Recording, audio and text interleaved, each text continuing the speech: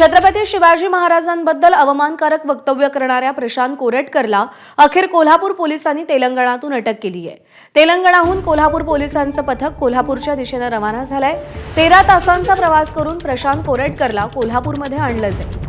कोल्हापूरमध्ये आणल्यानंतर कोरेटकरची वैद्यकीय तपासणी होईल आणि त्याला कोल्हापूर जिल्हा सत्र न्यायालयासमोर हजर केलं जाणार आहे। छत्रपती शिवाजी महाराजांचा अवमान करणाऱ्या प्रशांत कोरेटकरबद्दल शिवभक्तांमध्ये संतापाची लाट आहे, त्यामुळे पोलिसांना मोठा बंदोबस्त देखील तैनात करावा लागणार आहे।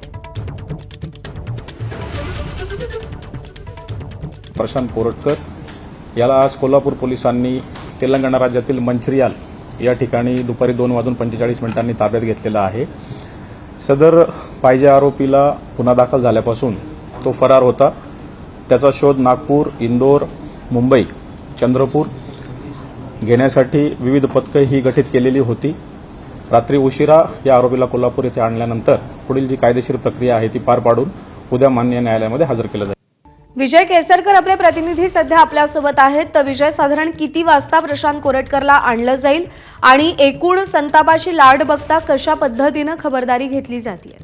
खरं तर पुढच्या काही मिनिटांमध्ये या ठिकाणी प्रशांत कोरेटकरला कोल्हापूर पोलीस आहेत ते घेऊन येणार आहेत आणि त्यामुळे मोठा बंदोबस्त आहे तो देखील तैनात करण्यात आलेला आहे। जुना राजवाडा पोलीस ठाण्यामध्ये प्रशांत कोरेटकरच्या विरोधात गुन्हा आहे तो दाखल झालेला आहे आणि म्हणूनच याच ठिकाणी प्रशांत कोरेटकरला आणलं जाणार आहे। या ठिकाणी कुठलाही अनुचित प्रकार घडू नये याच्यासाठी पोलिसांचा मोठा बंदोबस्त आहे तो देखील तैनात केलेला आहे। कारण आपल्याला माहिती आहे की तेलंगणामधून प्रशांत कोरेटकरला काल ज्यावेळी ताब्यात घेण्यात आलं त्याच्यानंतर ही बातमी आहे ती संपूर्ण महाराष्ट्रभर पसरली। त्यामुळे शिवभक्त या ठिकाणी येऊन कुठलाही अनुचित प्रकार घडू नये, कारण भावना आहेत त्या शिवभक्तांच्या अतिशय संतप्त आहेत। छत्रपती शिवाजी महाराजांचा अवमान केलेला आहे, छत्रपती संभाजी महाराजांचा अवमान केलेला आहे, त्यामुळे कुठेतरी शिवभक्त आहेत ते या ठिकाणी आक्रमक होऊ नयेत याच्यासाठी पोलिसांनी बंदोबस्त आहे तो तैनात करण्यात आलेला आहे। या ठिकाणी आणल्यानंतर पहिल्यांदा पोलीस ठाण्यामध्ये त्याला दाखल केलं जाईल, त्याच्यानंतर त्याची सीपीआर मध्ये एक वैद्यकीय चाचणी केली जाते आणि जे पोलिसांनी आता माहिती दिली त्याच्यानुसार दुपारनंतर प्रशांत कोरेटकरला कोर्टामध्ये सादर आहे ते केलं जाणार आहे। साधारण 2 ते 3च्या दरम्यान या ठिकाणी प्रशांत कोरेटकरला कोर्टामध्ये दाखल केलं जाईल आणि त्यावरती पुन्हा एकदा सुनावणी होईल।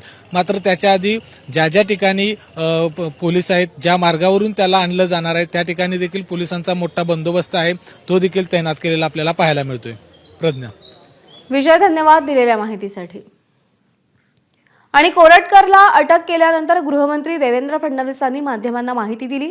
कोल्हापूर पोलिसांनी चांगल्या पद्धतीने टेक्निकल एव्हिडन्स जमा करत प्रशांत कोरेटकरला अटक केली। आता पुढची कायदेशीर कारवाई पोलीस करतील असं फडणवीस म्हणाले। एबीपी माझा, उघडा डोळे बघा नीट।